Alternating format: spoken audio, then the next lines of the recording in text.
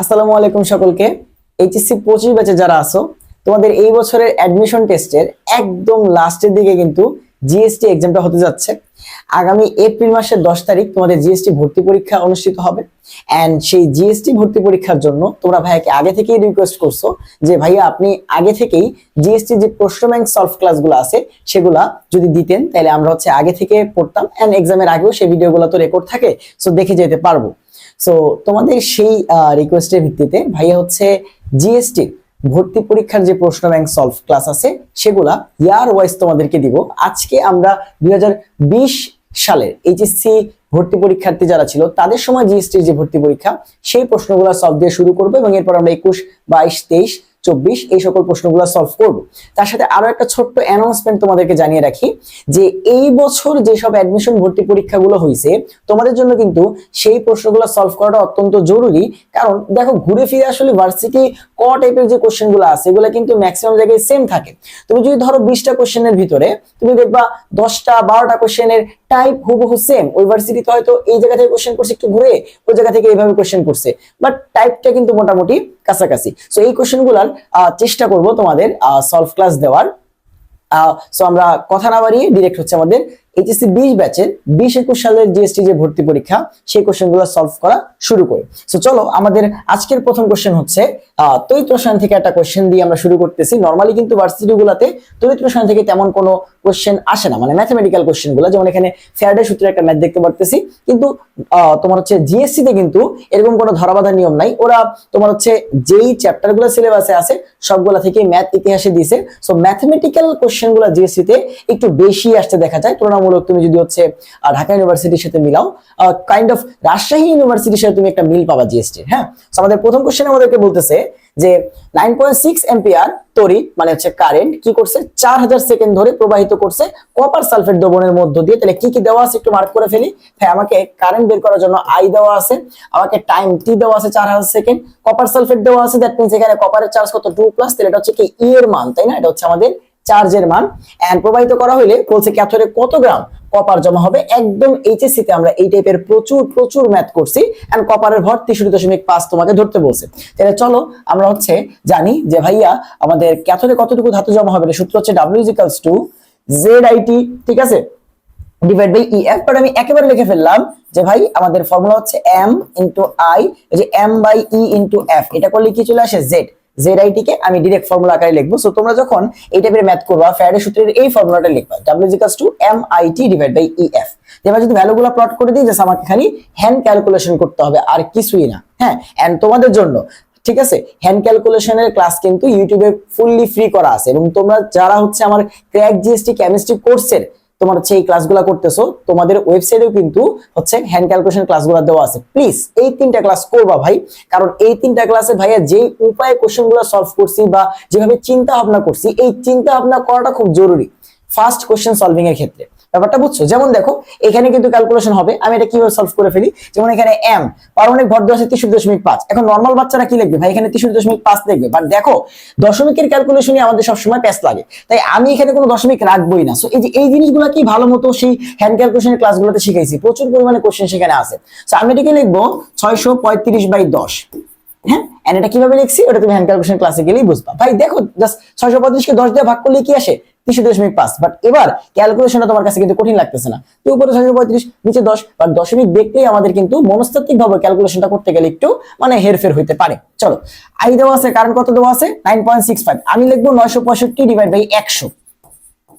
হ্যাঁ, দেখো আমার ক্যালকুলেশন কত সহজ হয়ে যায়। আর টাইম দেওয়া আছে 4000 সেকেন্ড, লিখলাম 4000, কোনো সমস্যা নাই। আর ফ্যারাডের কনস্ট্যান্ট 96,500, এটা তো কনস্ট্যান্ট। এবার আসো কিছু কাটাকাটি করা যায়। এই শূন্য দিয়ে এই শূন্য কাটাকাটি করলাম, এই শূন্য দিয়ে এই শূন্য কাটাকাটি করলাম, 965 দিয়ে 965 কাটা, এই একটা শূন্য দিয়ে এই একটা শূন্য কাটাকাটি করলাম। হ্যাঁ, তো নিচে 100 আছে, 10 10 100 থাকুক। আর উপরে কত আছে তোমার 635 থাকে এইখানে, এন্ড তোমার এখানে থাকে কত 4।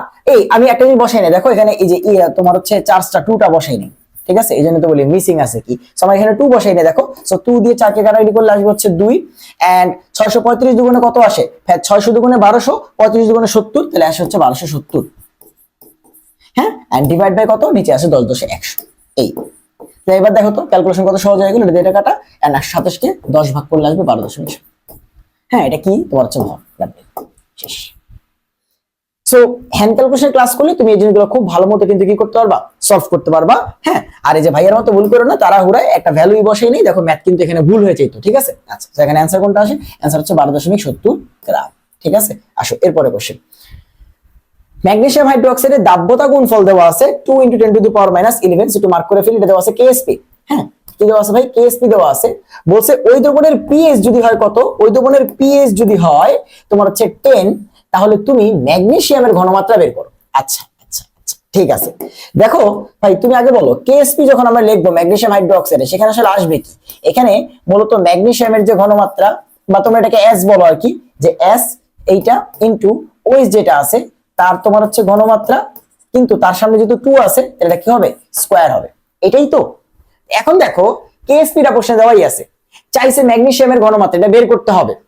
তার মানে এই OH এর ঘনমাত্রাও তোমার লাগবে। এটা কোত্থেকে পাবা? এখন তুমি একটু চিন্তা করো, তোমাকে পিএইচ দেওয়া আছে এই দ্রবণের। এখন এটা কি একটা ক্ষার না? ম্যাগনেসিয়াম হাইড্রোক্সাইড দেওয়া আছে পিএইচ। ক্ষারের ক্ষেত্রে কি আমরা ডাইরেক্ট পিএইচ বের করি না? পিওএইচ বের করি। তাহলে আমরা যদি পিএইচ দেওয়া থাকে তাহলে পিওএইচ বের করতে পারি না 14 থেকে মাইনাস করে? তাহলে 14 মাইনাস যদি পিএইচ করি তাহলে কত আসবে? দেখো 14 মাইনাস 10, তার মানে পিওএইচ, এই দ্রবণের পিওএইচ আসবে 4। এবার তাহলে দেখো এই দ্রবণের পি যদি 4 হয় তাহলে সেখান থেকে আমরা কি OH এর ঘনমাত্রা বের করতে পারবো না? পিওএইচ যদি 4 হয় তাহলে এগুলো কিন্তু শিখাইছি, যে তোমাদের যে বিগত বছরের ভার্সিটি কোশ্চেন ব্যাংকগুলো সলভ ক্লাস দিছি, এখানে এগুলো বারবার করে করাইছি না, যে পি যদি ওই পাশে চলে যায় তাহলে কি হবে? ওই পাশে যা থাকবে সেটা 10 এর উপরে মাইনাস তোমার পাওয়ার আকারে চলে যাবে, মানে 10 টু দি পাওয়ার এখানে যা থাকবে মাইনাস সেটা বসে পড়বে। সো এখানে আমি OH এর ঘনমাত্রা পেয়ে গেলাম। এখন এটা বসায় দাও, কেএসপি বসায় দাও, ম্যাগনেসিয়ামের ঘনমাত্রা কিন্তু চলে আসছে। তাহলে দেখো ম্যাগনেসিয়ামের ঘনমাত্রা ইজ ইকুয়ালস টু হচ্ছে কেএসপি বাই এইটা। কেএসপি কত দেওয়া আছে? 2 × 10⁻11, আর OH এর ঘনমাত্রা 10⁻4, এটাকে আবার স্কয়ার করতে হবে, তাহলে 10⁻4 স্কয়ার। শেষ। কত সহজ ম্যাথ, চিন্তা করো। তাহলে 2 × 10⁻11, আর এখানে 10⁻4 কি স্কয়ার করলে হয়ে যাবে 10⁻8। তাহলে 8টা দিয়ে 11টা কাটাকাটি করে থাকে 3টা, তাহলে 2 × 10⁻3 মোলার। দেখো কত কঠিন একটি ম্যাথ ভাইয়া, এটা তো কোনোভাবেই করা সম্ভব না, তাই না? বলো এটা কি সম্ভব? আরে কোনোভাবেই সম্ভব না। পিএইচ দিছে কেএসপি কে পি সাথে, এটা কি করা যাবে?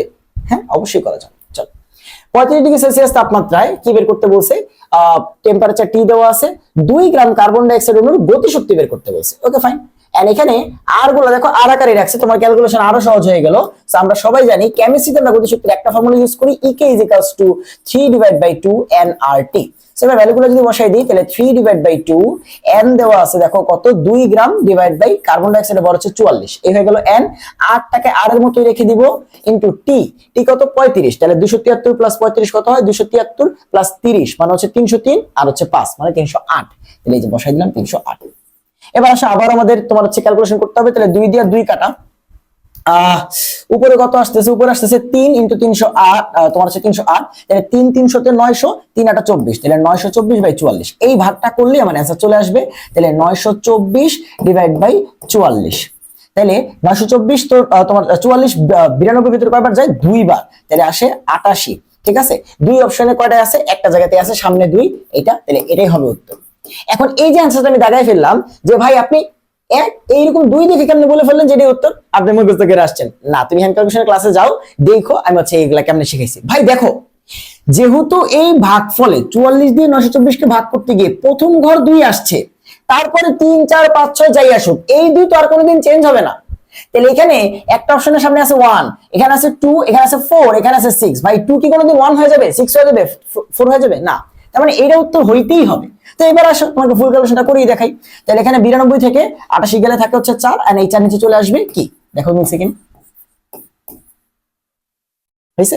এগুলো সবই তোমার হ্যান্ড ক্যালকুলেশন ক্লাসে কিন্তু করানো আছে। হ্যাঁ, তো এর জন্য তোমার কোর্সে ভর্তি হইতে হবে না, যে ভাই আপনার কোর্সে ভর্তি হচ্ছে এমন কিছুই না। ইউটিউবে তোমার ফ্রি করা আছে, তুমি যাই দেখো হ্যান্ড ক্যালকুলেশনের তোমার হচ্ছে ক্লাস, সেখান থেকে করে ফেলো। হ্যাঁ, 3টা ক্লাসই আছে, পুরো কেমিস্ট্রি সব ম্যাথ করানো আছে। চলো এরপরে কোশ্চেন, কোনটি সর্বাধিক তড়িৎক্রিয়াত্মকতা নির্দেশ করে? মানে তড়িৎক্রিয়াত্মকতার মান কোনটার সবচেয়ে বেশি? এখানে হয়তো ইলেকট্রন বিন্যাস দেওয়া আছে। আচ্ছা, আমরা দেখব মৌলগুলা কারা।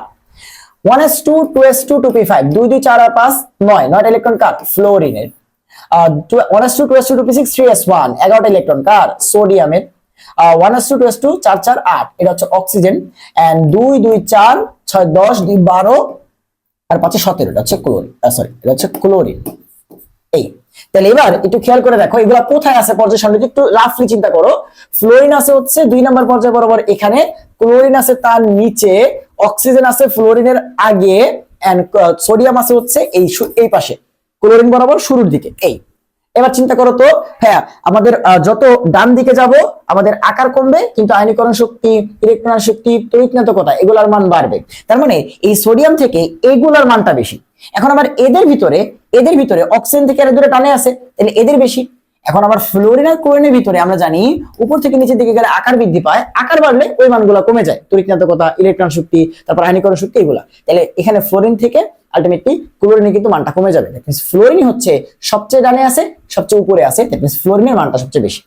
এখন আসো যে ভাই এটা আসলে এইভাবে সলভ করা লাগতো না, তোমরা কিন্তু কিছু তোমার হচ্ছে পরমাণুর কি জানো তড়িৎনাটকতা মানটা মুখস্থই রাখো। যেমন ফ্লোরিন তোমার পর্যায় সারণীতে হাইয়েস্ট তড়িৎনাটক মান 4, এটা তুমি জানো। তো এখানে যখন ফ্লোরিন দেখছো এর থেকে বেশি তার কেউ হইতে পারে না, তো এখানে কিন্তু উত্তরটা তখন এটাই হয়ে যেত, বুঝছো? তো এটা হচ্ছে এই যে পড়ুয়া পোলাপান আর হচ্ছে তোমার মাঝামাঝি একটু ফাঁকিবাজি করছে, এদের মাঝখানে পার্থক্য। ও কি করছে, চিন্তা ভাবনা করে বের করছে। ওরে আমি খারাপ বলতেছি না, বাট এই যে তুমি যখন প্র্যাকটিস করছো তুমি দেখছো আরে তো ফ্লোরিন মাত্র 4, তাই আমি এখানে হিসাব করবো কেন, এটাই উত্তর। বাকি কেউ তো ওর থেকে বেশি হইতে পারে না। না তুমি লজিক দিয়ে বের করতে পারবা, বাট তোমার টাইম বেশি লাগলো, ওর টাইম কম লাগলো, কারণ প্র্যাকটিস করছে বাসায়, ও কষ্ট করছে, এটাই হচ্ছে কথা। চলো একটি প্রথম ক্রম বিক্রিয়া, এই টাইপের কোশ্চেন, ঠিক আছে, এই টাইপের কোশ্চেন ফিজিক্সেও আসে। ওই যে অর্ধায়ু দেওয়া থাকে, অর্ধায়ু এত সেকেন্ড, তাইলে প্রথমে যা থাকবে, তো আদিতে যা থাকবে তার 1/8 হতে কত সময় লাগবে, 1/4 হতে কত সময় লাগবে, এরকম ম্যাথ তোমরা ফিজিক্সের সেকেন্ড পেপারে করো না, নিউক্লিয়ার ফিজিক্সে। এই টাইপের ম্যাথ কেমিস্ট্রিতে, রাসায়নিক পরিবর্তনে জিএসসিতে 3 বার আসছে, রাজশাহী ইউনিভার্সিটিতে 5 বার আসছে, জাহাঙ্গীরনগরে কয়বার আসছে হিসাব নাই। কি করা থাকবে, এই টাইপের ম্যাথে তোমাকে অর্ধায়ু দেওয়া থাকবে। ভাই কি দেওয়া থাকবে, আসো এটা আজকে তোমার হচ্ছে ক্র্যাক জিএসটি কেমিস্ট্রি ব্যাচে পড়াইছি, বুঝছো? সো একটু দেখো যে এখানে অলওয়েজ কি দেওয়া থাকবে ভাই, টি হাফটা দেওয়া থাকবে তোমাকে। এখন বুঝো অর্ধায়ু বা টি হাফ দেওয়া থাকলে আমাদের এই টাইপের ম্যাথগুলো করার জন্য আমাদের মাথায় কি চিন্তা করতে হবে, দেখো ভাই শুরুতে যা থাকবে সব সময় তার অর্ধেকে পরিণত হইতে সময় লাগবে সব সময় এই অর্ধায়ুর সমান। আবার ধরো এখন কি আছে, এইটার যে অর্ধেক সেটা হতেও সময় লাগবে কতটুক, আবার অর্ধায়ু। মানে কনসেপ্টটা হচ্ছে এরকম যে যতটুকুই আছে তার অর্ধেক হইতে সবসময় এই অর্ধায়ুর সমপরিমাণ সময়ই লাগবে। ধর আমি বললাম যে 5 মোল থেকে 2.5 মোল হইতে সময় লাগে 10 সেকেন্ড, এবং এই 10 সেকেন্ড তাহলে অর্ধায়ু, এই যে 5 থেকে 2.5 অর্ধেক হইতে 10 সেকেন্ড সময় লাগছে। তো 2.5 থেকে তার অর্ধেক হইতে ধরো 1.25, এটা হতে সময় লাগবে 10 সেকেন্ড। 1.25 থেকে তার অর্ধেক হইতে 10 সেকেন্ড, ওইটা থেকে তার অর্ধেক হইতে 10 সেকেন্ড, এইটা হচ্ছে কনসেপ্ট। এন্ড এই টাইপের ম্যাথগুলো তুমি এমনি সলভ করবা, ফিজিক্সও করতে পারবা, কেমিস্ট্রিও করতে পারবা, কোনো সমস্যা নেই। আসো দেখি কোশ্চেনে কি বলছে। একটি প্রথম ক্রম বিক্রিয়ায় বিক্রিয়কের ঘনমাত্রা 60 সেকেন্ডের ভিতরে কি হয়েছে দেখো, 2 মোল পার লিটার থেকে 1 মোল পার লিটারে নেমে আসে। হ্যাঁ, তার মানে দেখো তো 2 থেকে 1 অর্ধেক হইতে সময় লাগছে 60 সেকেন্ড। তার মানে তোমার এই কোশ্চেনে অর্ধায়ু কত দেওয়া আছে, অর্ধায়ু দেওয়া আছে 60 সেকেন্ড। তার মানে যাই থাকবে তার অর্ধেক হতে 60 সেকেন্ড, যাই থাকবে তার অর্ধেক হতে 60 সেকেন্ড, যাই থাকবে তার অর্ধেক হতে 60 সেকেন্ড। এই একটা কনসেপ্ট দিয়ে ম্যাথটা করব। তাহলে এইবার আসে তোমার জন্য কোশ্চেনটা কি, কোশ্চেনটা হচ্ছে 0.5 মোল পার লিটার থেকে 0.125 মোল পার লিটারে আসতে কত সময় লাগবে। আসো তাহলে শুরু করতে থেকে 0.5। আচ্ছা, তো 0.5 থেকে 0.5 এর অর্ধেক কত, 0.25, এটা হতে সময় লাগবে কত, তোমার হচ্ছে অর্ধেক সমান, অর্ধেক কত আছে 60 সেকেন্ড, তাহলে 60 সেকেন্ড। আবার 0.25 থেকে তার অর্ধেক হতে সময় লাগবে কত, আবারও 60 সেকেন্ড, তার অর্ধেক কত, 0.25 এর অর্ধেক 0.125। এইবার আসো কোশ্চেন জিজ্ঞাসা করছে 0.5 থেকে 0.125 পর্যন্ত যাইতে কত সময় লাগবে। তাহলে দেখো 0.5 থেকে তার অর্ধেক হইতে 60 সেকেন্ড, এন্ড এটা থেকে তার অর্ধেক হইতে আরো 60 সেকেন্ড, তাহলে 0.5 থেকে 0.125 পর্যন্ত যাইতে 60 + 60 120 সেকেন্ড। দেখছো, তাহলে এই ম্যাথগুলো কিন্তু আমরা মুখে মুখে করে ফেলবো, ফিজিক্সেও করতে পারবা, কেমিস্ট্রিতেও করতে পারবা, কারণ আলটিমেটলি একই ম্যাথ। বুঝতে পারছো? আশা করি পারবা।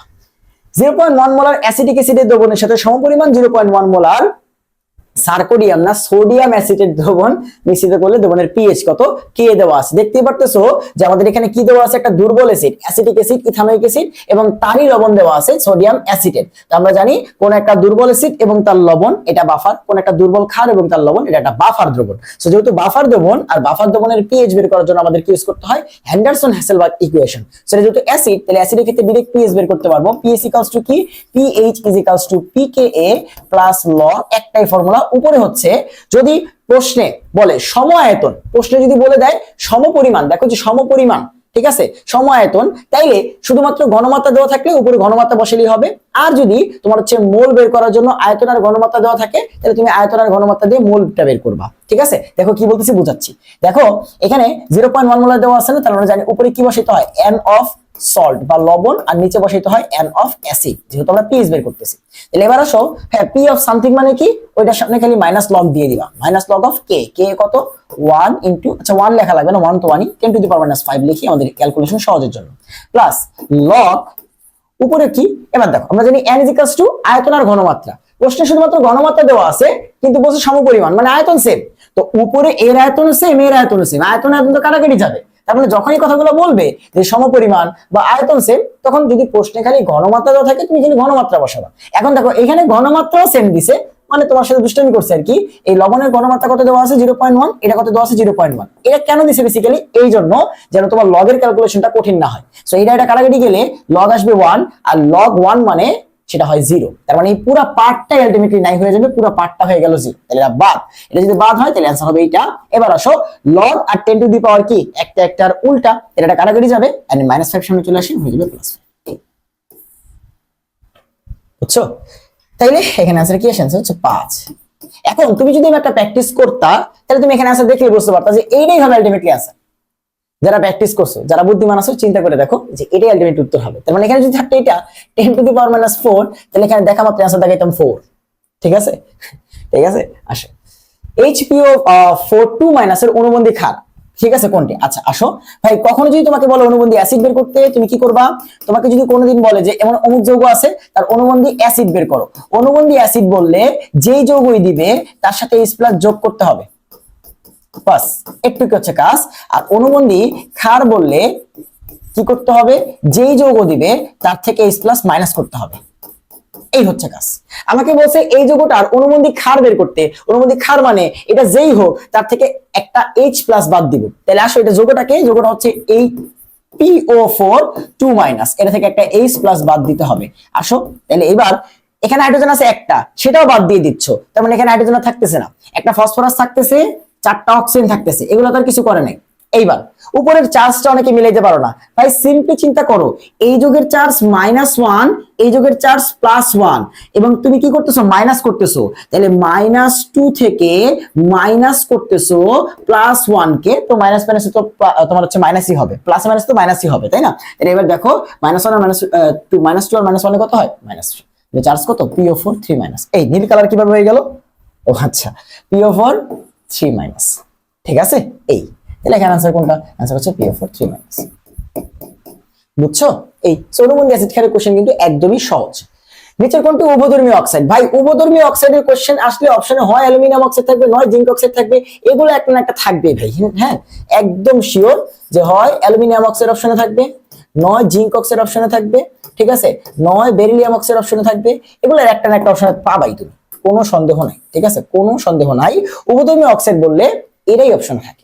হ্যাঁ, আর যদি ক্ষারীয় অক্সাইড বলে তাহলে ধাতব আমাদের সোডিয়াম, পটাশিয়াম, ক্যালসিয়াম এই টাইপের অক্সাইড গুলো হবে। আমাদের যদি হচ্ছে অম্লীয় অক্সাইড বলে তাহলে ওই লাস্টের দিকে যে অধাতুগুলো আছে ক্লোরিন, ফসফরাস, এদের অক্সাইড গুলো হবে তোমার হচ্ছে অম্লীয়, অধাতুর অক্সাইড হয় অম্লীয়, ধাতুর অক্সাইড গুলো হয় ক্ষারীয়। আর এই যে উভধর্মী হচ্ছে aluminium oxide, zinc oxide, barium oxide, ঠিক আছে। যদি কখনো বলে নিরপেক্ষ, ঠিক আছে, এটা আসতে পারে যে ভাই নিরপেক্ষ মানে এরা অ্যাসিডও না এরা ক্ষারও না, ঠিক আছে, একদমই নিরপেক্ষ। নিরপেক্ষের ভিতরে কি আছে, কার্বন মনোক্সাইড একদমই নিরপেক্ষ একটা অক্সাইড, ঠিক আছে, nitric oxide, sorry nitrous oxide একদমই নিরপেক্ষ একটা অক্সাইড, ঠিক আছে। চল এরপরে কোশ্চেন, H2S এ তোমার হচ্ছে হাইড্রোজেন সালফার হাইড্রোজেনের বন্ধন করবে, মানে হচ্ছে বন্ড অ্যাঙ্গেলটা কত আর কি, H2S এর বন্ড অ্যাঙ্গেল কত। আসো কিছু যৌগের বন্ড অ্যাঙ্গেল আমাদেরকে মুখস্থ রাখতে হয়। প্রথমত হচ্ছে অ্যামোনিয়া, অ্যামোনিয়া হচ্ছে 160 ডিগ্রি, পানি H2O 104.5 ডিগ্রি, 104.5 ডিগ্রি। আমাদের মনে রাখতে হয় হচ্ছে ফসফিন PH3, ফসফিনের হচ্ছে 94 ডিগ্রি। আমাদের মনে রাখতে হয় H2S, H2S এর হচ্ছে 92 অথবা কোনো জায়গায় থাকতে পারে 92.1 ডিগ্রি। হ্যাঁ, আমাদের মনে রাখতে হয় হচ্ছে মিথেন, মিথেন হচ্ছে 109.5 ডিগ্রি। দেখবা এই অ্যাঙ্গেল গুলো আমাদের বারবার বারবার করে লাগে, বারবার করে আমাদের বিভিন্ন জায়গায় কিন্তু এই অ্যাঙ্গেল গুলা লাগে, ঠিক আছে, এই অ্যাঙ্গেল গুলা। চলো আমাদের এই কোশ্চেনে বলছে H2S এর বন্ড অ্যাঙ্গেল কত, দেখো এখানে 92.1 আছে, ওই 92 মনে রাখলেই আলটিমেটলি অ্যানসার মিলে যাবে।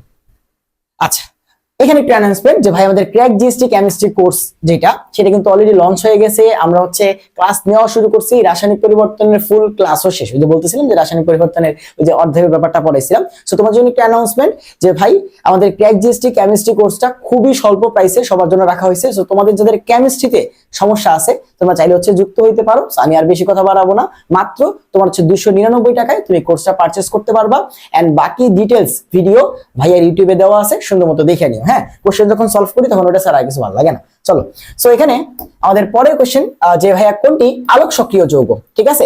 আর আরেকটা ব্যাপার, আজকে কিন্তু হচ্ছে প্রথম সেহরি, আমি এখন তোমাদের পড়ায় সেহরি খেতে যাবো। বাজে হচ্ছে 4:17 বাজে। সো তোমাদের পরে আমি হচ্ছে সেহরি খাবো। সো খুবই ভালো লাগে কাজ করতেছে না, রোজার মাস তো সবার ভিতরেই অনেক ভালো একটা শান্তি। দেখো মানে অন্য দিনও ক্লাস নিছি আমি, গতকালকেও কেমিস্ট্রি ক্লাসে লাস্ট রাতের বেলা শুট করছি, তোমাদেরও পরে 5টার দিকে শুট শুরু করছি, কিন্তু আজকের মতো শান্তি পেতেছিলাম না। কালকে দেখি ঘামে যাচ্ছি, ঠিক আছে, মশা কামড়াইতেছে, কিন্তু আজকে একদমই খুবই ঠান্ডা একটা বাতাস এবং হচ্ছে খুবই ভালো লাগতেছে। হ্যাঁ, আর আমার এখান থেকে জানলা একদমই কাছে, সো খুবই ঠান্ডা বাতাস, ভালো লাগতেছে একদম। তো বুঝা যাচ্ছে যে না, রোজার দিনে যে আল্লাহ তাআলা হচ্ছে জাহান্নামের দরজাসমূহ বন্ধ করে দেয়, এটা তোমার হচ্ছে ভালো মতো ফিল করা যায়। হ্যাঁ, আচ্ছা চলো।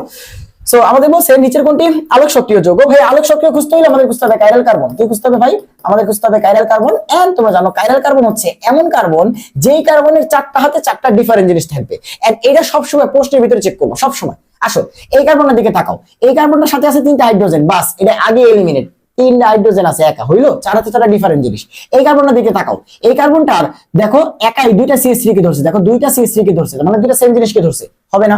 এটা তো ক্লোরিন। আচ্ছা, এই কার্বনটা দেখো 3টা হাইড্রোজেনকে ধরছে, বা এই কার্বনটাকে দেখো এক হাতে হাইড্রোজেনকে ধরছে, এক হাতে ক্লোরিনকে ধরছে, এক হাতে CH3 কে ধরছে, আর আরেক হাত দিয়ে কি এই পুরো পার্টটার সাথে জড়িত। এই যে ভেঙে রাখলে বুঝবা, কার্বনটা এক হাতে হাইড্রোজেনকে ধরছে, এক হাতে ক্লোরিনকে ধরছে, আর এক হাতে এই যে CH2CH3 এইটা, আর আরেক পাশে আছে CH3। এই দেখো, সো এই কার্বনের দিকে তুমি যদি একটু তাকায় দেখো, এটার 4টা হাতে 4টা ডিফারেন্ট জিনিস আছে। এই যে আমরা বের করে ফেললাম যে এইটা থেকে আলোক সক্রিয়, মানে কাইরাল খুঁজে পাইছো, মানে সেটাই অ্যান্সার, আর অন্যগুলো চেক করা লাগবে না, বুঝছো? এই আর যদি কোনোদিন জ্যামিতিক সমানতা চেক করতে বলে তাহলে কি করবা? হ্যাঁ, যদি জ্যামিতিক সমানতা চেক করতে বলে, হ্যাঁ যদি জ্যামিতিকটা পড়াই দিই একটু, যে ভাইয়া জ্যামিতিক সমানতা যদি চেক করতে বলে তাহলে তুমি দেখবা প্রথমত যে ডাবল বন্ড আছে কিনা, কার্বন কার্বন ডাবল বন্ড আছে কিনা, ঠিক আছে, কার্বন কার্বন ডাবল বন্ড আছে কিনা। এন্ড এরপরে তুমি কি করবা, এই যে কার্বন কার্বন ডাবল বন্ডের যে কার্বনের বাকি 2টা হাত, এই 2টা হাতে যেন কোনোভাবে সেম জিনিস না হয়ে যায়। যেমন এই কার্বনটার এই হাতে এ, এই হাতে এ, এমন যেন না হয়ে যায়। আবার এই কার্বনটার এই হাতে বি, এই হাতে বি, এরকম যেন না হয়ে যায়। এই প্রত্যেকটা কার্বনের বাকি 2টা হাতে ডিফারেন্ট জিনিস হইতে হবে। যেমন এখানে এ হইলে এখানে বি, এখানে এ হইলে এখানে বি, মানে একই কার্বনের 2 হাতে সেম জিনিস হওয়া যাবে না। এটা হচ্ছে জ্যামিতিক সমানতা চেক করা শর্ত। ফার্স্টে ডাবল বন্ড দেখতে হবে, এন্ড পরে 2টা কার্বনকে দেখবা ওদের 2 হাতে যেন সেম না হয়ে যায়। এই হচ্ছে জ্যামিতিক সমানতা চেক করা শর্ত। হাইড্রোজেনের পারমাণবিক বর্ণালীর প্যাসচেন সিরিজের জন্য কি করতে বলছে? কোনটা N1 আর N2? আমরা কি জানি যে ভাইয়া আমাদের লাইমেন হচ্ছে N1 ইকুয়ালস টু 1, মানে 1, তারপরে বামার হচ্ছে 2, প্যাসচেন হচ্ছে 3। তার মানে প্যাসচেন সিরিজের জন্য আমাদের ইলেকট্রনের জন্য N1 কত? 3। আচ্ছা, N2 মানে কি? উপরের যেই শক্তি স্তর থেকে ইলেকট্রনটা আসে, আর N1 মানে ফাইনালি যেখানে আসে। সো আমরা জানি 3 নাম্বার শক্তি স্তরে হাইড্রোজেনে ইলেকট্রন আসে, তাকে বলি প্যাসচেন সিরিজ। এন্ড তুমি চিন্তা করো, দেখো 3 নাম্বার ইলেকট্রন কি 1 থেকে যাবে, 2 থেকে যাবে, 3 থেকে যাবে না, 4 থেকে, 5 থেকে, 6 থেকে, 7 থেকে, 8 থেকে, এরপর উপরে যে কোনো জায়গা থেকে আসতে পারে। আমরা কি জানি আমাদের যে বর্ণালীটা আমরা পড়াশোনা করি তোমার হচ্ছে ইন্টার লেভেলে বা অ্যাডমিশন লেভেলে, সেটা হচ্ছে তোমার অলওয়েজ বিকিরণ বর্ণালী। ইলেকট্রন সবসময় উপর থেকে নিচে আসবে, কখনো নিচ থেকে উপরে যাবে না। হ্যাঁ, তো ইলেকট্রন যদি উপর থেকে নিচে আসে, তো 3-এর উপরে একদম প্রথম উপরে কে আছে? 4। তার মানে 4 থেকে শুরু করে উপরে যে কোনো জায়গা থেকে আসতে পারবে, কোনো সমস্যা নেই। সো এটা হচ্ছে রুলস। তো তোমাকে আমি বললাম বামার সিরিজের জন্য এটা লিখে দেখাও তো। সো বামারের জন্য N1 কত? 2। তো বামারে কই থেকে আসতে পারবে? 3 থেকে শুরু করে। তো 3 থেকে শুরু করে যা আছে কোনো সমস্যা নেই, 3, 4, 5, 6, 7, 8 এরকম, বুঝছো লেখার সিস্টেমটা? তাহলে আমাদের বলছে প্যাসচেনের জন্য, তো প্যাসচেনের জন্য N1 কত? 3, N2 4, 5, 6, 7, এনিথিং হইতে পারে। এই সিম্পল রুলস দিয়ে তোমার হচ্ছে জিনিসটা হয়েছে। এন্ড আমরা জানি লাইমেনে আসলে আমাদের বর্ণালী তোমার হচ্ছে ল্যামডাটা হবে ইউভি অঞ্চলের, বামার হইলে দৃশ্যমান, বাকিগুলা আইআর। এটাও কিন্তু একটু মনে রেখো, ঠিক আছে? চলো, নিচের কোনটিতে অন্তঃআণবিক হাইড্রোজেন বন্ধন তৈরি হয় না? ভাই অন্তঃআণবিক হাইড্রোজেন বন্ধন মানে হচ্ছে একটা যৌগের ভিতরেই 2টা আলাদা তোমার হচ্ছে কারো ভিতরে হাইড্রোজেন বন্ধন হইতে হবে। কিরকম? যেমন এখানে একটাই কম্পাউন্ড হবে, একটাই, তার 2টা আলাদা ডিফারেন্ট ইউনিট আছে, এদের ভিতরে হাইড্রোজেন বন্ধন হইতে হবে। এই আর ধরো এখানে একটা যৌগ আছে, এখানে একটা যৌগ আছে, এদের মাঝখানে হাইড্রোজেন বন্ধন, এটা আন্তঃআণবিক, এটা হচ্ছে অন্তঃআণবিক না, এটা হচ্ছে আন্ত। ডিফারেন্ট যৌগের ভিতরে হইলে আন্ত। আর এটা কি, একটাই যৌগ তার দুইটা আলাদা ইউনিটের ভিতর হচ্ছে, মানে ওই যৌগের ভিতরে তো হচ্ছে, তো একটা যৌগের ভিতরে হইলে অন্ত আর আলাদা যৌগের ভিতরে হইলে আন্ত। হ্যাঁ, আচ্ছা তাহলে এবার আসো যে এখানে যৌগগুলা কি কি দেওয়া আছে দেখলেই বুঝবা। স্যালিসাইলিক অ্যাসিড, আচ্ছা স্যালিসাইলিক অ্যাসিড কি? স্যালিসাইলিক অ্যাসিড হচ্ছে এই যে আমাদের ফেনল যেটা আছে, ফেনলকে তো চিনো, OH, তার এই হাতে যদি সি ডাবল OH থাকে তাকে বলা হয় স্যালিসাইলিক অ্যাসিড। এন্ড এই দেখো আমরা জানি হাইড্রোজেন বন্ধন হওয়ার জন্য হাইড্রোজেনের কাছে কাদেরকে থাকতে হবে, হয় ফ্লোরিন অথবা তোমার হচ্ছে নাইট্রোজেন অথবা অক্সিজেন, এই তিনটা মৌলের কাছাকাছি থাকলে হাইড্রোজেন কি করে, তোমার হচ্ছে হাইড্রোজেন বন্ড তোমার হচ্ছে ক্রিয়েট করতে পারে। সো দেখো এখানে আছে OH যার ভিতরে আছে হাইড্রোজেন, এখানে আছে সি ডাবল OH যার ভিতরে আছে অক্সিজেন। সো এই হাইড্রোজেনটা কিন্তু অক্সিজেনের সাথে চাইলে কি করতে পারবে, হাইড্রোজেন বন্ধন করতে পারবে। তাহলে লজিকটা মিলাও তো, একটাই কিন্তু যৌগ, তার ভিতরে কারো না কারোর ভিতরে হাইড্রোজেন বন্ধন হচ্ছে, মানে একটা যৌগের ভিতরে হাইড্রোজেন বন্ধন হলে তাকে বলা হয় অন্ত আণবিক। আমাদের বলছে কোনটার ভিতরে অন্ত আণবিক নাই, এর ভিতর তো আছে, এটা তো উত্তর না। তারপরে কি, 2 নাইট্রোফেনল। দেখো যৌগটা হচ্ছে ফেনল যার 2 নম্বরে আছে নাইট্রো, যৌগটা হচ্ছে ফেনল যার 2 নম্বরে আছে নাইট্রো, 2 নম্বরে আছে নাইট্রো। দেখো তো আবার একই কেস না, হাইড্রোজেন এবং অক্সিজেন মাঝখানে কি হবে, হাইড্রোজেন বন্ধন, অন্ত আণবিক। তারপরটা কি 4 নাইট্রোফেনল। দেখো এখানে তোমার হচ্ছে যৌগটা হচ্ছে ফেনল যার 4 নম্বরে আছে নাইট্রো, তো এদিক দিয়ে গেলে 1 2 3 4, এদিক দিয়ে গেল 1 1 2 3 4, তো এটা হচ্ছে 4 নম্বর মানে হচ্ছে প্যারা পজিশন, প্যারা পজিশনে কি আছে, নাইট্রো। ভাই এবার দেখো তো হাইড্রোজেন কই আর অক্সিজেন কই, তো এ কি এইখান দিয়ে সেইখানে হাইড্রোজেন বন্ধন করবে, তার মানে এবার কিন্তু হাইড্রোজেন বন্ধন করতে পারছে না। এগুলা কি সন্নিহিত তোমার হচ্ছে পজিশন গুলোতে ছিল, কাছাকাছি পজিশনে ছিল, এখানে কিন্তু দূরে চলে গেছে, মানে এইটাতে কিন্তু কি হচ্ছে না, তোমার এই অন্ত আণবিক হওয়া পসিবল না, কারণ হাইড্রোজেন এবং যার সাথে হাইড্রোজেন বন্ধন করবে সে অনেক দূরে আছে। ব্যাপারটা বুঝছো? এই 2 ক্লোরোফেনল, যদিও এটা এত শক্তিশালী হাইড্রোজেন বন্ধন করতে পারে না, বাট এটাকে আমরা হাইড্রোজেন বন্ধন হিসেবে চিন্তাও করি না। আমি তো বলছি কি ফ্লোরিন নাইট্রোজেন অক্সিজেন এদের সাথে হাইড্রোজেন থাকলে তোমার হাইড্রোজেন বন্ধন হয়, বাট এইটাও তোমার হচ্ছে এখানে অপশনে দিচ্ছে যেহেতু, মানে ব্যাপারটা কি আমি তোমাকে বলি যে 3 নাম্বারটা যেহেতু অ্যানসার হয়ে গেছে যে এইটাই হবে, তাই 4 নাম্বারটা আর তখন মানে চেক করা দরকার পড়ে না। কিন্তু এটা কিন্তু আমরা যদি কেউ মানে লিগালি দাবি করে যে ভাই এর ভিতরে হাইড্রোজেন বন্ধন নাই, ওরা কিন্তু ভুল বলার কিছু নাই। হ্যাঁ, কারণ দেখো এখানে কি আছে, 2 ক্লোরোফেনল, এটা হচ্ছে ফেনল যার 2 নম্বর পজিশনে ক্লোরো আছে। এখন হাইড্রোজেন এবং ক্লোরিনের অ্যাট্রাকশনটা হয় দুর্বল এদের তুলনায়, তো এটাকে আমরা তখন হাইড্রোজেন বন্ড হিসেবে কাউন্ট করতে চাই না, বা উইকার হাইড্রোজেন বন্ড হিসেবে চাইলে কাউন্ট করতে পারি, এরকম একটা কন্ডিশনে আছি। তো ব্যাপারটা চিন্তা করে দেখো, তখন কেউ যদি দাবি করে বসে যে ভাই তাহলে এর ভিতরে হাইড্রোজেন বন্ধনই হয় না, ওরকম প্রপার হাইড্রোজেন বন্ধন হয় না, তারাও ভুল বলার কিছু নাই। বাট কথা হচ্ছে বলছে এখানে অন্তর্নিহিত হাইড্রোজেন বন্ধন তৈরি হয় না, তো 3 নাম্বারটা যেহেতু 100% শিওর, তো বাকিটা চেক করা লাগবে না, এটা উত্তর দাগায় আসতে হবে। বুঝছো? এরকম কিছু বুদ্ধিমত্তার পরিচয় আমাকে দিতে হবে, বাট এই বুদ্ধিটা তোমার কি মনে হয় শান্ত ভাইয়ের আজকে হইছে বা একদিনে হইছে? না, আমরা কোশ্চেন ব্যাংক সলভ করছি তখন একটু হইছে, একটু নিজেরা ধরা খাইছি তখন একটু হইছে, তোমাদের পরে থেকে একটু হইছে, এই বুঝছো? চলো, আর তোমার কেমন হবে, তোমার হচ্ছে এখন পড়তে হবে, আর কিছুই না। আসো, বলছে কি X এবং Y দুইটা পরমাণুর সর্ববহিষ্ঠ স্তরে ইলেকট্রন সংখ্যা যথাক্রমে 3টা আর 6টা। কি ভাই 3টা আর 6টা, মানে X যে মৌলটা আছে তার লাস্ট ইলেকট্রন 3টা, Y যে মৌলটা আছে তার লাস্ট ইলেকট্রন 6টা। এখন কারো লাস্টে 3টা ইলেকট্রন থাকছে মানে কি, সে 13 নম্বর গ্রুপের মৌল না, 3 মানে লাস্টে হচ্ছে 13 নম্বর গ্রুপের মৌল, যেমন অ্যালুমিনিয়াম, বোরন। তার মানে এই X Y এগুলা কি মূলত আমাদের বোরন, অ্যালুমিনিয়াম এই গ্রুপের কি। আর লাস্টে 6টা ইলেকট্রন এরা কারা, 16 নম্বর গ্রুপ, কারা, এই যে আমাদের অক্সিজেন, সালফার এরা। এখন বলছে এই X এবং Y দিয়ে গঠিত যৌগের সংকেত কি হবে। ভাই দেখো 3 নাম্বার গ্রুপে যারা আছে, যাদের লাস্টে 3টা ইলেকট্রন আছে, এদের যোজনী কত, 3। এই যে অ্যালুমিনিয়ামের যোজনী কত হয়, 3। বোরনের যোজনী কত হয়, 3। আর 16 নাম্বার গ্রুপে যারা আছে এদের কত হয়, 2। এদের কত হয়, 2। তাহলে বলছে X এবং Y যৌগতে কি হবে, তাহলে এই যে আমাদের এই X যেটা আছে, X এর যোজনী হচ্ছে 3, Y যেটা আছে Y যোজনী হচ্ছে 2। তাহলে আমরা জানি যোজনী কি করতে হয়, এক্সচেঞ্জ করতে হয়, X এর যোজনী Y এর পাশে, Y এর যোজনী X এর পাশে। কাইন্ড অফ চিন্তা করতে পারে এভাবে যে অ্যালুমিনিয়াম তার লাস্টে আছে 3টা ইলেকট্রন, এভাবে চিন্তা করতে পারতাম। হ্যাঁ, আর অক্সিজেনের লাস্টে আছে 6টা ইলেকট্রন, তাহলে অক্সিজেন আর অ্যালুমিনিয়াম চিন্তা করলেই হয়ে যায়। তো অ্যালুমিনিয়ামের 3 এর পাশে, ওর 2 এর পাশে, এই যে অ্যালুমিনিয়াম অক্সাইড Al2O3। বুঝছো? সো এরকম তোমার হচ্ছে কোশ্চেনটা করছে X2Y3। বুঝছো? চলো এরপর নিচের কোন অ্যালকাইল হ্যালাইডটি SN2 বিক্রিয়ায় সবচেয়ে বেশি সক্রিয়। হ্যাঁ দেখো SN2 বিক্রিয়ার সক্রিয়তা কি, 1 ডিগ্রি, তারপর 2 ডিগ্রি, তারপর 3 ডিগ্রি। সো এখানে আমাদের একদম basic 1 degree alcohol, 1 degree alkyl যেটা, সেটাই হচ্ছে কি SN2 বিক্রিয়ায় সবচেয়ে বেশি সক্রিয়। আর এখানে 3 ডিগ্রি কোনটা, দেখো এই যে এই কার্বনটা তোমার হচ্ছে এই পাশে 2টা CH3 আর এই পাশে একটা CH3, 3টা কার্বনকে ধরে আছে, তাহলে এটা হবে SN1 বিক্রিয়া সবচেয়ে বেশি সক্রিয়। ঠিক আছে, এটা মেনশন করে দিলাম। চলো এরপরে কোশ্চেন, NaNO2 এর উপস্থিতিতে KClO3 কে উত্তপ্ত করলে অক্সিজেন উৎপন্ন হয়। উৎপাদিত অক্সিজেনের পরিমাণ 96 গ্রাম হলে বিক্রিয়ায় উৎপাদিত KCl এর পরিমাণ কত? আচ্ছা, বিক্রিয়া কি? NaNO2 এর উপস্থিতিতে, সেটা হচ্ছে প্রভাবক, এটা আমাদের দরকার নাই, ম্যাথ করতেছি যেহেতু। সো KClO3 কে উত্তপ্ত করলে সেখান থেকে কি হয়? অক্সিজেন গ্যাস উৎপন্ন হয়। কেমনে? KCl প্লাস অক্সিজেন গ্যাসটা আলাদা হয়ে যায়। এই এবার যদি বিক্রিয়া সমান্তরালকরণ করি তাহলে দেখো অক্সিজেন 3টা, তাহলে 2 দিয়ে গুণ করলে 6টা, আর এখানে 3 দিয়ে গুণ করলে 6টা। বাট অক্সিজেন মিলাতে গিয়ে KCl ডাবল করে ফেলছি, তাহলে KCl ডাবল করে ফেললাম। এই বিক্রিয়া সমান্তরালকরণ করা শেষ।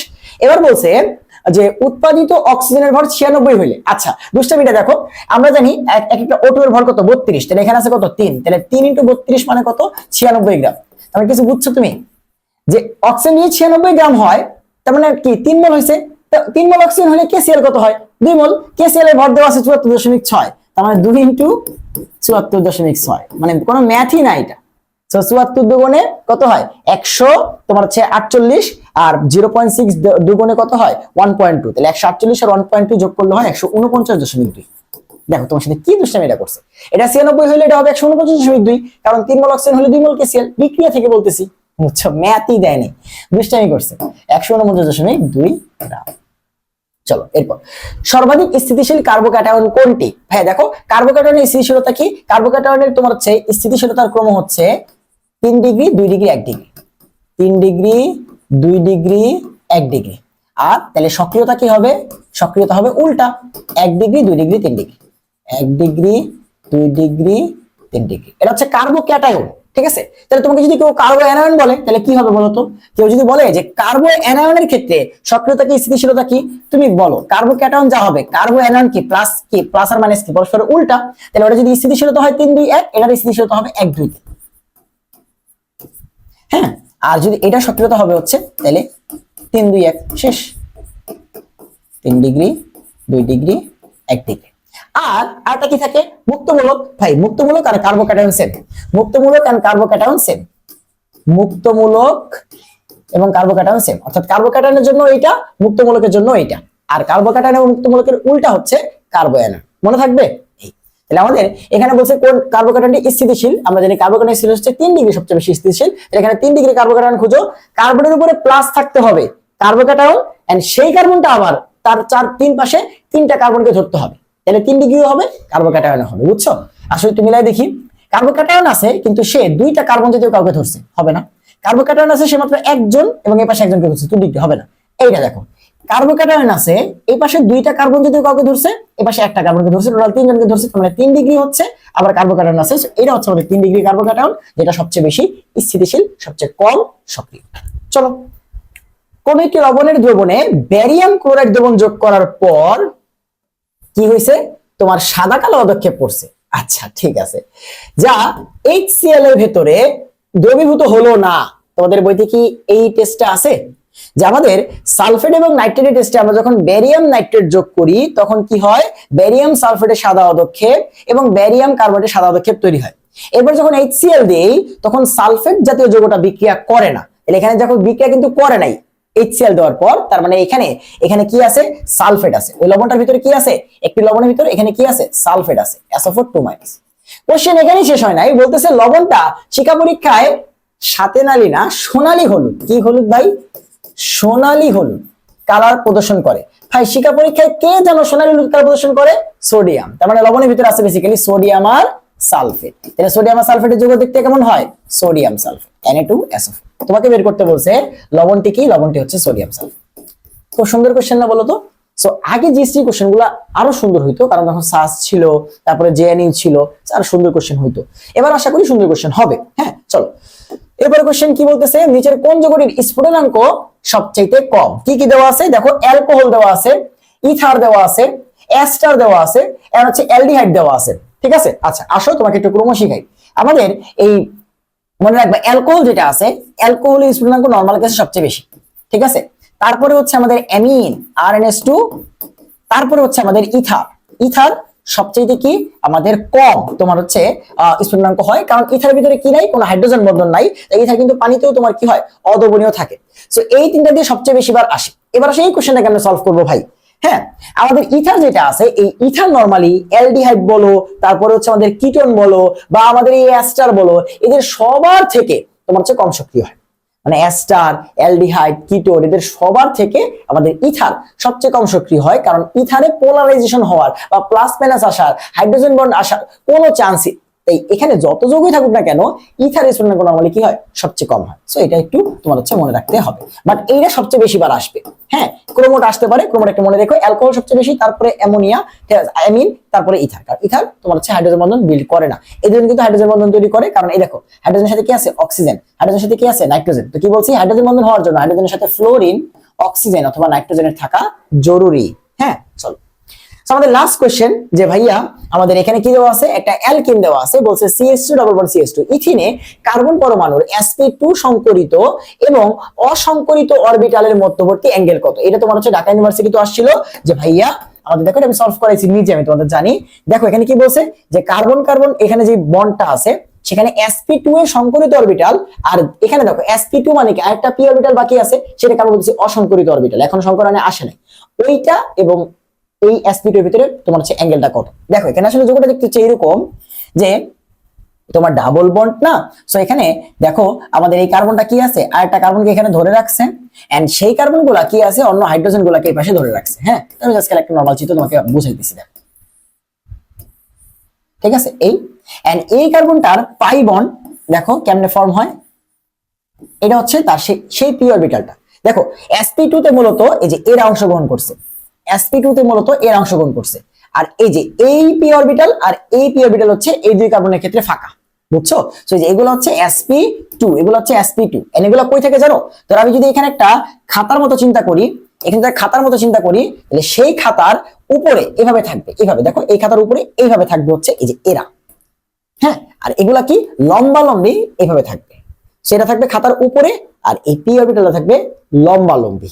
ঠিক আছে, লম্বা লম্বি যদি থাকে চিন্তা করো তো, আমাদের এই যে কোন একটা সারফেসের উপর থেকে যখন কোনো কিছু লম্বা লম্বি থাকে, তখন এই সারফেস এবং তার মাঝখানে অ্যাঙ্গেল কত হয় 90 ডিগ্রি, বুঝছো? এটা জিজ্ঞাসা করছি যে sp2 সংকরিত অরবিটাল এবং পি অরবিটালের মাঝখানে অ্যাঙ্গেল কত, 90 ডিগ্রি। এটা আগেও তোমাদের করেছিলাম, অ্যানসার কত, 90 ডিগ্রি। সো আমাদের জিএসটি 2021 সালের কোশ্চেন ব্যাংক সলভ ক্লাসটা আশা করি সবাই বুঝতে পারছো। তোমাদের সাথে দেখা হবে আমাদের 21 ব্যাচ সেশন, অর্থাৎ এইচএসসি 21 ব্যাচের কোশ্চেন সলভ ক্লাসে। তোমাদের সবাইকে মাহে রমজানের শুভেচ্ছা রইলো, তোমরা সবাই ভালো থাকো, সুস্থ থাকো, সবাইকে আল্লাহ হাফেজ।